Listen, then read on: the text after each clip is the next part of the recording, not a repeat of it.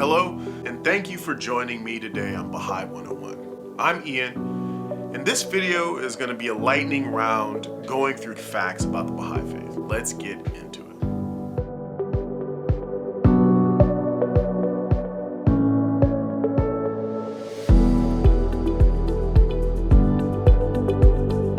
Number one, the Baha'i Faith is a world religion practiced by approximately 6.5 million people around the world.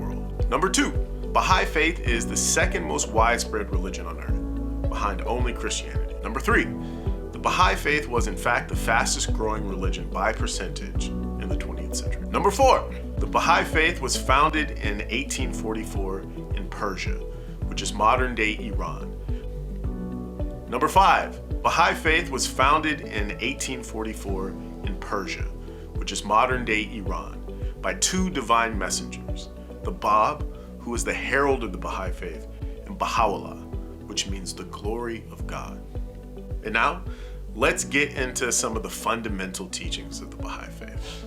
Number six, the independent investigation of truth asks each of us to free ourselves from blindly imitating the past. In the Baha'i Faith, there is no clergy, so each person is responsible for coming to know God for themselves. It asks us to see with our own eyes, hear with our own ears.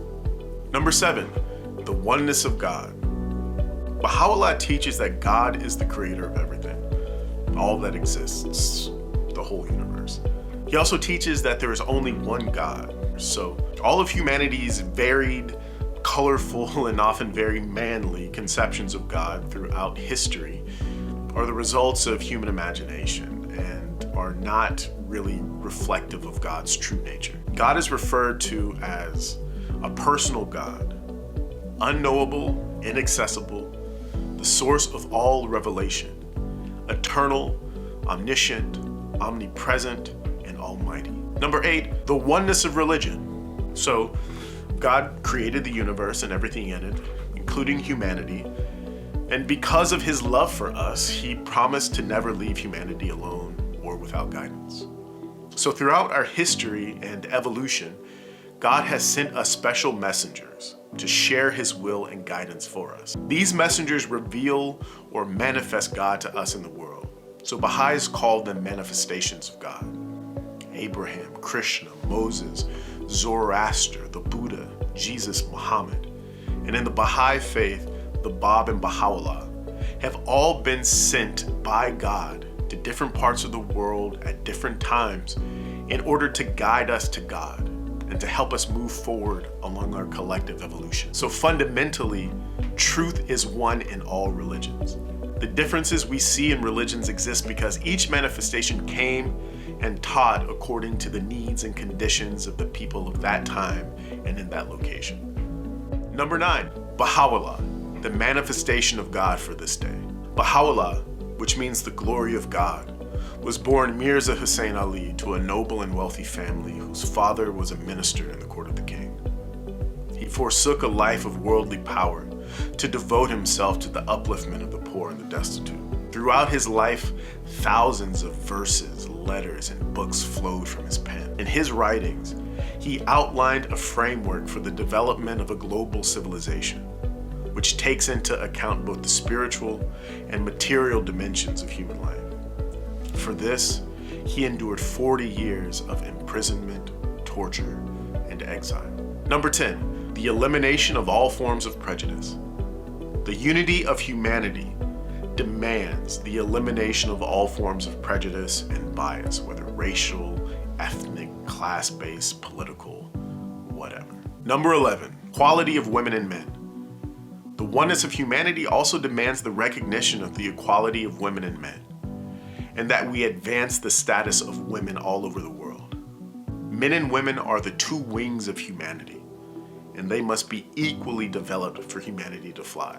Number 12, the principle of the harmony of science and religion means that religion without science soon degenerates into superstition and fanaticism, while science without religion becomes the instrument of crude materialism. Science helps us to understand our reality and get to the foundations of the problems facing us, while religion provides the moral framework and motivation to act for the long-term good of ourselves and our communities. They are both vital to the advancement of civilization.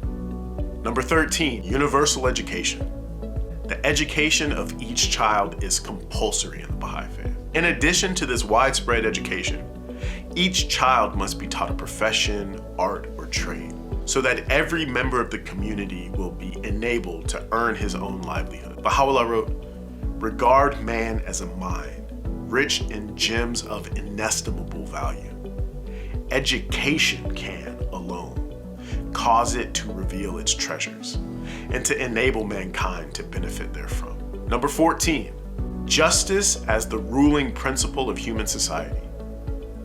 In the Baha'i writings, justice is described as the necessary prerequisite to true brotherhood and unity among all peoples, the foundation for the organization of the world, the basis for the life of mankind, and a guardian and protection for men. Baha'u'llah wrote, "The best beloved of all things in my sight is justice." Number 15, the elimination of the extremes of wealth and poverty.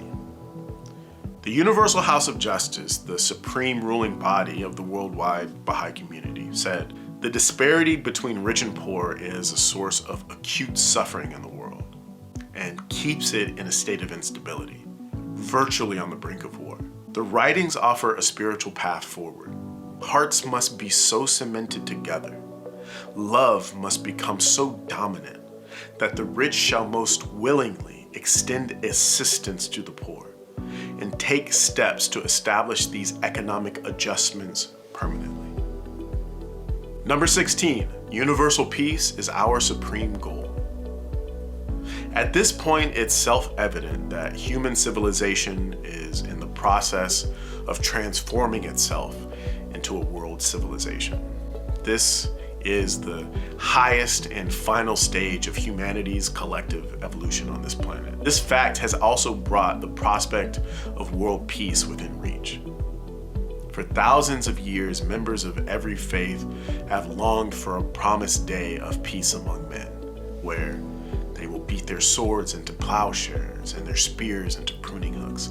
Nation will not take up sword against nation, nor will they train for war anymore. Where a permanent and universal peace is the hope of many around the globe, it is the explicit goal of the Baha'i Faith. Baha'u'llah tells us it must become the goal of all of mankind. It will require the application of every one of the principles I just talked about, and the dedicated effort of pretty much all of humanity to establish. It won't in any way be easy, but Baha'u'llah promises that it will happen.